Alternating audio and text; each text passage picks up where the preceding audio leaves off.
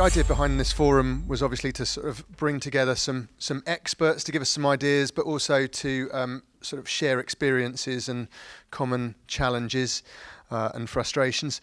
So I fall into the sharing experience category rather than the expert category. So for those who don't know me, I'm Phil Rawnson. I'm the MD at MRT Castings, and Pam asked me to just talk through some of what we've been up to over the last few years around sustainability and energy efficiency, particularly as we had the fortunate opportunity of building a new foundry, which gave us the opportunity to sort of incorporate all of our sort of wouldn't it be nice if list of things to do as we develop that. So for those who aren't familiar with MRT, just a very brief sort of context. So we're about 70 people, 8.5 million turnover, although as you'll see from the sort of spike in that, we had a fairly crazy but frantic year a couple of years ago during COVID, where we were producing a lot of parts for ventilators. So we actually tripled the size of the business, went up to a 21 million turnover for a year, and then dropped back down again. So that was but that's a story for another day. So 8.5 million turnover, 70 people, aluminium foundry based down in Andover in Hampshire. And we're concentrating on high pressure die and gravity die, generally fairly small components up to about 5 kilos in weight, with a high machining content. So we've got quite a large CNC machine shop on site as well, along with all the usual sort of design, tool room, logistics, sort of support services that we all have these days. Environmental management has sort of been at the core of what we've been doing for quite a long time. We've held ISO 14001 for about 12 years now, I think. And as a relatively small foundry where we don't have a sort of dedicated environmental and sustainability resource, I think having that accreditation and as part of our management system keeps environmental and sustainability considerations very much on the management agenda. It sort of creates a discipline for us and a bit of a structure to make sure that we keep looking at those things and keep trying to look at continuous improvement. But obviously just having an ISO 14000 certificate doesn't actually mean you're any good at it. It just means that you have a plan. It doesn't really tell you how far you are through that plan. And I mean, I know today there are obviously some people who are just starting out or think they feel like they're just starting out on sort of looking at environmental considerations. Probably they're actually further along than they have realised. There are other larger foundries with a very dedicated resource who are far more advanced than we are. So we're very much in the middle of this journey, and so that's what we're going to talk through now. We don't focus on a particular market. We're not heavily into automotive like a lot of the aluminium foundries in the UK. We're spread across a lot of other sectors. So medical devices, defence, aerospace, marine, lighting, electronics, lots of different fields. And I think the challenge that's giving us when it comes to sustainability is all of those industries are looking for different things. When Richard was talking earlier about legislation, a lot of us obviously fall under ESOS and things like that, being smaller. But it's our customers who are driving the agenda for us now. It's our customers who have expectations, who are wanting to come to us because they want to calculate their Scope 3 emissions, so they want to know what their suppliers are doing, for example. But because there aren't international standards, every customer and every industry is approaching it differently in terms of what they're looking for. So, for example, our medical customers, their focus is very much about ethics and corporate responsibility, and so the sustainability sort of piece is an element of that, but they want lots of evidence around that. Aerospace is much more about the lightweighting and the actual products that we're giving them. We do a lot of sort of architectural work like designer lighting, and in their main focus is about the circularity of the components that are going into their buildings and their designs. So at the moment, every customer has got a different angle that they're looking for and different evidence that they're looking for from their supply chain. And the challenge, therefore, if you're spread across a lot of industries, is you can spend an awful lot of time filling in forms and gathering the same information and calculating it by different conversion factors to sort of present them with the information that they want. So the approach we've tried to take is sort of get ahead of that and try and put together some fairly generic reporting so that we can present what we're doing to customers and sort of cut them off at the pass before they start giving us their template of filling all these different boxes. Here's what we're doing. So, celebrating what we have been doing, in terms of sort of progress on energy efficiency, trying to report on where we are and sort of give them a bit of an outline of where we're going.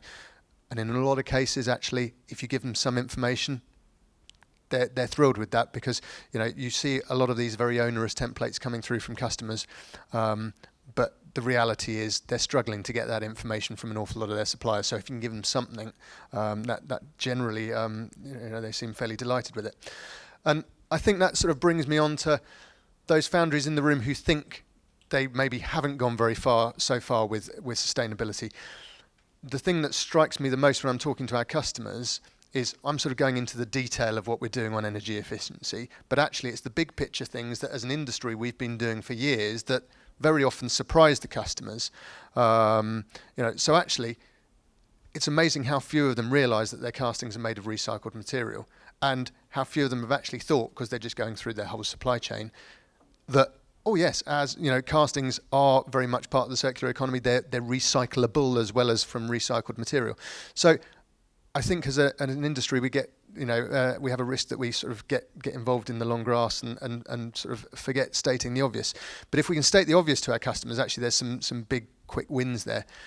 It's also good to just remind ourselves of the obvious for our employees and our team members, to get them on the right page of what sort of ideas are we looking for in terms of how we can be more sustainable and more energy efficient. So reminding yourself what you're already doing, some of these obvious things, can be quite useful in then sort of getting into the detail. So obviously as an industry, most of us are using recycled material, and our castings are fully recyclable. Energy is a huge cost to us, so we've always been efficient with it. So actually, that's something we've always been looking at, sort of just to be competitive.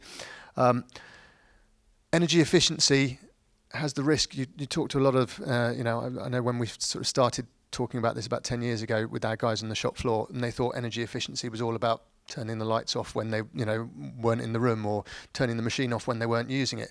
But actually, that's a very small bit of it. The bigger bit of it is being more productive during that time that the machine is on, not worrying about the other things.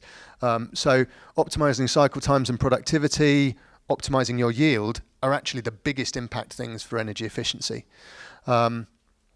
Changing over materials obviously can be fairly wasteful in terms of energy if you're a jobbing foundry like we are that's working in lots of different materials. So the more we can standardize those materials and persuade our customers to do the same, that helps us. And also bear in mind, obviously, our capital equipment investment choices. We've always been looking at very expensive bits of kit that you need to justify. So actually energy efficiency has been sort of something we've all been doing for a very long time, to work out what the paybacks could be on moving to newer equipment. So just sort of bring those to the fore, because I think sometimes we sort of forget those because they're prerequisites for our industry. But actually when you start telling your customers about all those things, they go, wow, actually, yeah, when we think about it, you're not quite this sort of energy guzzling, irresponsible industries that we assumed you were. So, as I said, about 10 years ago, we sort of started looking seriously at energy efficiency. We got a grant to do some monitoring, which, if you haven't done it in your own foundries, is a really powerful way to start. We partnered up with an organisation who were able to actually fit monitors to every single piece of kit in the foundry, every furnace, every die casting machine, every CNC machine. And we took that information, and then we had screens on the shop floor with real-time data. So in the foundry, it grouped together all of the gas, in one set of data, all of the electricity in another set of data, and it was plotting that on a graph through the day. So you could see a timeline of the day, hours of the day, consumption, and it was brilliant for spotting anomalies. It was brilliant for spotting, hang on, why have we still got that much base load overnight when we're only working single shift? How come you stopped at lunchtime and yet things don't go down very much? And that was really powerful for kind of changing behaviours. So on the back of that, over a 5-year period, we managed to reduce total energy consumption by 30% without really investing anything. That was just by changing the hours that people work. So for example, as soon as you can spot it on the load from all your machines, you realise, hang on, the guy that's coming in and lighting the gases on the pressure die casting machines at 5 o'clock in the morning, a couple of hours before everyone starts work, was also turning all the die casting machines on. He thought he was being helpful, but all those motors were running for 2 hours before anyone was doing any work. At lunchtime, the guys weren't pulling the lids across the furnaces. We had a crazy one in our machine shop where we were only working single shift, and yet there was half as much energy being used overnight as was being used during the day when the machines were running. So instantly went down and said, what the hell's going on here? Why don't you turn the machines off overnight? We've talked about this. And they said, we do. And they showed me. And every night they were turning all the machines off. What we didn't realise until we'd put that monitoring onto it is they were turning the machines off on the control panels, but each of those machines had a transformer, and the transformers were still sucking juice overnight. They needed to turn it off at the isolator. It's so simple, but that was thousands of pounds that could be saved just with a very simple behaviour change of turning the right switch off. So if you haven't looked at monitoring, that's a great place to start. But we'd as I said, been doing all those things for about the last 10 years. We'd made some good savings, but then we had the opportunity. We'd outgrown our old building. It was a 1960s building, looking fairly tired. And so we bought a new site just across the road in 2019 and 2018, and designed a brand new foundry to go onto that site with the intention of moving everything from our existing foundry into the new building. This is purely our die casting operations.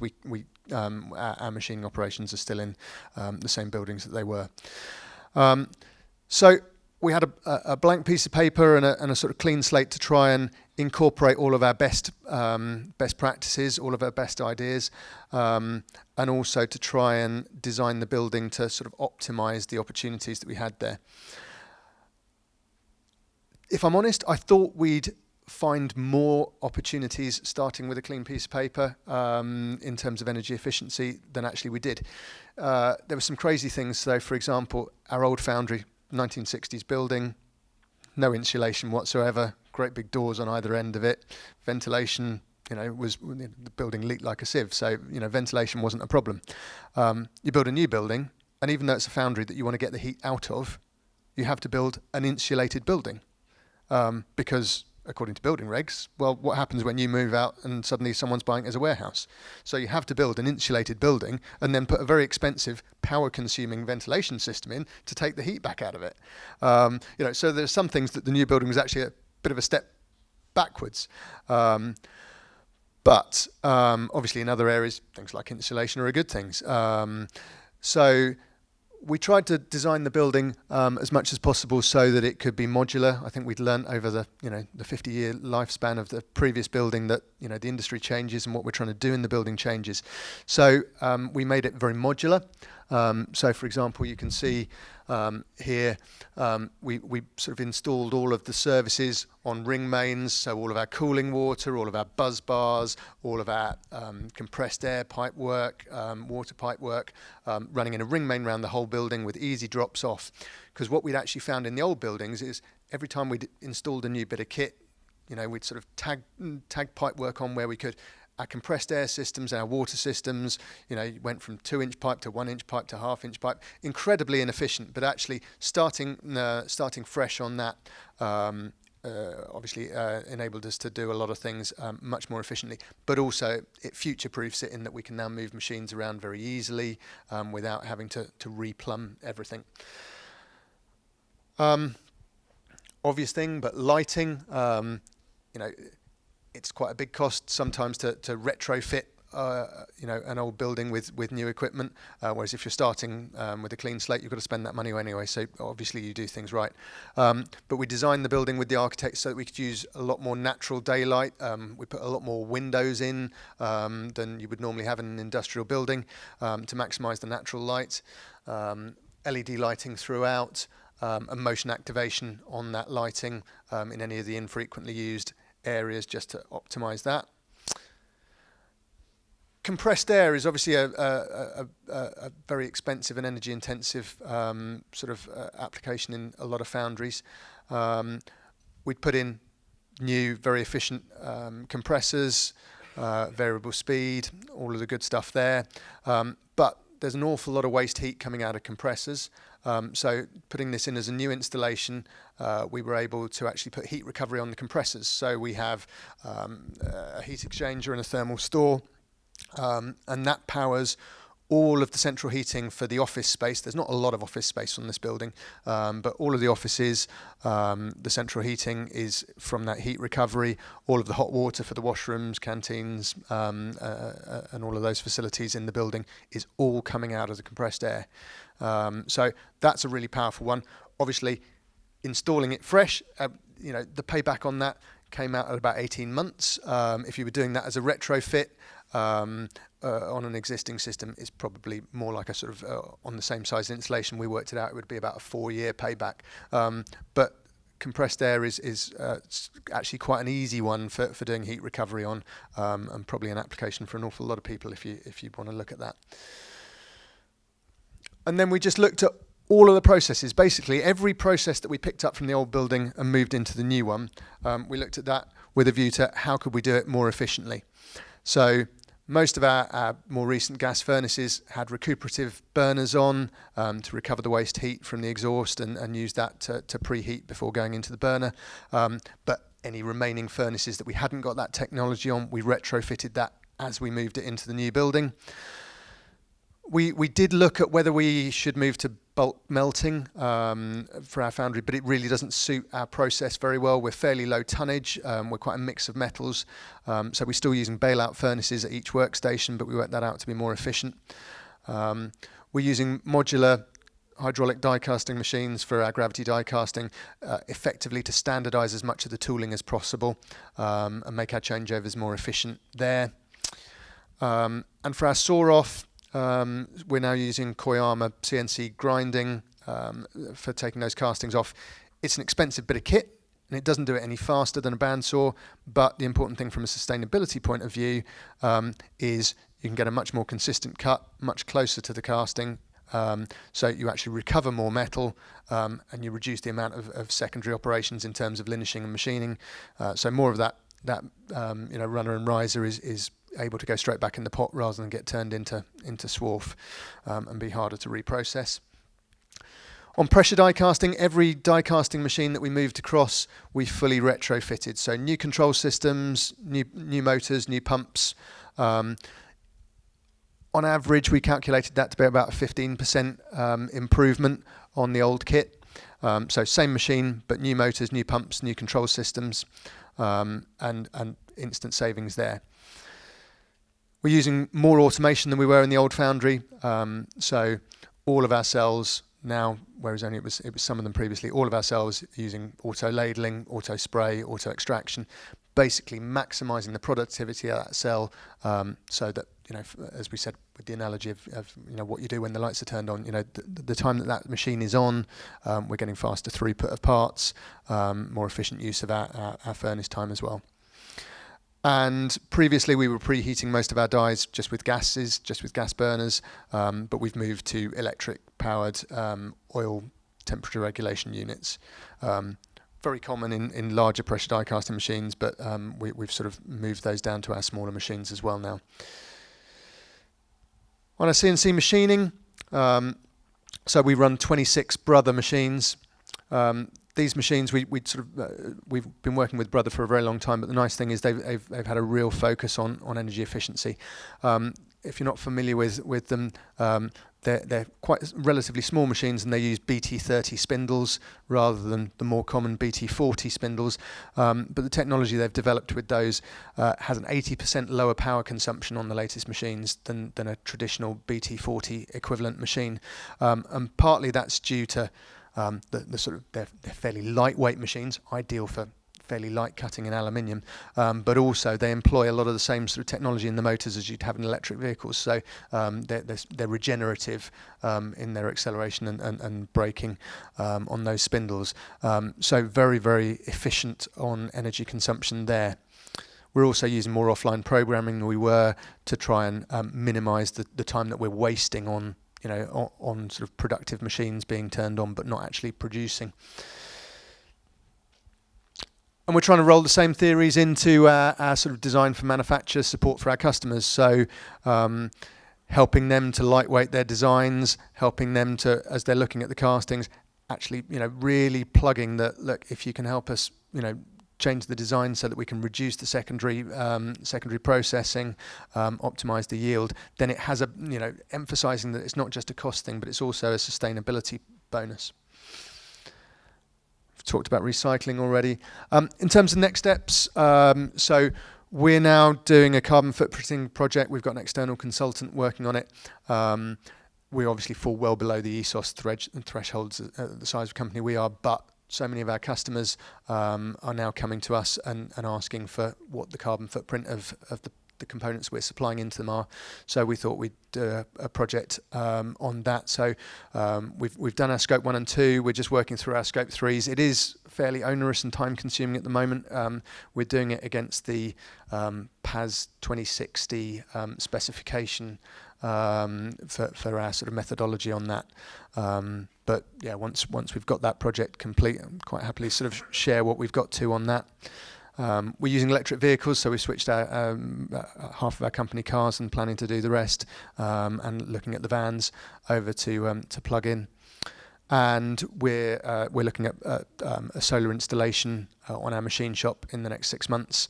We did look at it when we built the new foundry, but unfortunately we couldn't find a solar manufacturer who was comfortable with putting solar panels on the roof of a foundry because of the heat. Obviously, ironically, actually, the heat on our on the roof of our foundry is far less than we thought it was going to be, because we've built a building that's now got an 11-metre eaves height, rather than previously we were about 4.5 metres, and we're only running fairly small die-casting machines. So with the ventilation system, there's not a big problem with heat, but no one was comfortable with actually trusting us on that and installing solar panels on the foundry roof. But now we've got actual reporting on it. It's something we're going to review again as well. And then in terms of that environmental performance, so very simple and very crude, but basically what we do for our KPIs, we look at our electricity consumption, our gas consumption, our water consumption, and our packaging. And then because business levels fluctuate, because the size of castings that we're producing fluctuate from year to year, what we try and do is just come out with a relative measure on that. So our gas consumption, we know we're mainly using gas for melting, so therefore we purely divide that by our tonnage, so that we've got kilowatt hours of gas per tonne dispatched, and that gives us a sort of relatively consistent measure. Electricity, we, again, being a bit simplistic about it, but we think most of that's being used in sort of value add processes like machining, and so we divide that by turnover. Water is primarily used for dye spray, coolant, and for washing castings. So we measure that against tonnage dispatched as well. So that gives us our relative measures. So we're sort of trying to pull all these things together into a more sort of coherent reporting system, so that we can sort of share that with our customers. And obviously that can then help drive us forward in working out what the next investments are. But I think that's pretty much my time gone. For anyone that's sort of starting out on this, what I'd say is, look at every aspect of the business. Bear in mind those obvious things and take those as your quick wins, even those are prerequisites. But then just look through every process. Obviously, we had a great opportunity to do it with that new building, that you could literally look at everything as you moved it across and said, right, have we got that as slick as we could get it before we put it in there? It was a good sort of clean slate. But yeah, so that's the way we've done it. We're doing more on monitoring and measuring it. We're using the ISO 14000 as a structure. We're using the PAS 2060 as the standard for our benchmarking, to try and audit that against a sort of known standard. And then as an industry and as a business, we need to sort of celebrate the successes. So we need to break down these perceptions amongst some of our customers, and definitely amongst sort of government and regulatory bodies, that we are doing the right thing. and that we are investing, but obviously we're going to need an awful lot of support and a lot of collaboration in order to continue that.